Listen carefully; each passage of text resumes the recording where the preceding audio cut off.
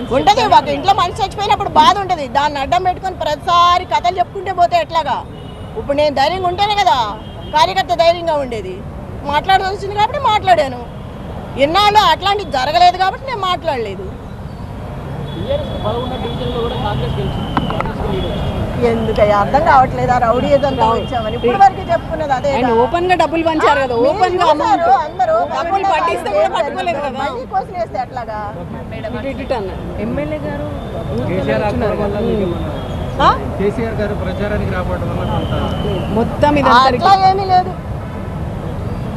రేవంత్ రెడ్డి గారు ఎన్నిసార్లు వచ్చారు? కేటీఆర్ గారు ప్రతి రోడ్ షోలో ఉన్నారు. కేటీఆర్ గారు ప్రతి రోడ్ షోలో ఉన్నారు. అట్లా అనుకుంటే ఇది కంప్లీట్ గా రిగ్గింగ్ వల్ల డబ్బులు రిగ్గింగ్ రాజ్యం, రౌడీ రాజ్యం, మొత్తం గోండాల రాజ్యం.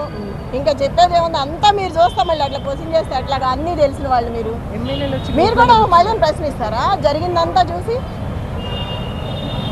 ఏమా ఎంత జరిగింది చూస్తున్నారు 3 నెలల నుంచి, మళ్ళీ మీరే క్వశ్చన్ చేస్తే అట్లాగా?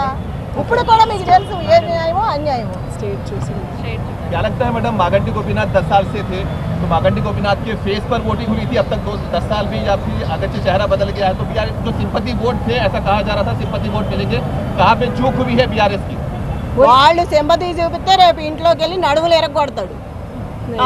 రౌడీ రాజ్యం. వాడికి భయం ఉండదు, జీవితాంతం ఇక్కడ ఉండాల్సినాడు. ఫ్యామిలీ ఉంది వాడికి. ఇప్పుడు అందుకేగా భయపడింది. ప్రతి కొంపలోకి వెళ్ళి అందరినీ బెదిరించడమే. ఎవరినైనా ఆపుతాం మనం? అంత రౌడీ రాజ్యం, గోండాల రాజ్యం, దొన్నపతుల్లా ఉన్నారు మీద పడి.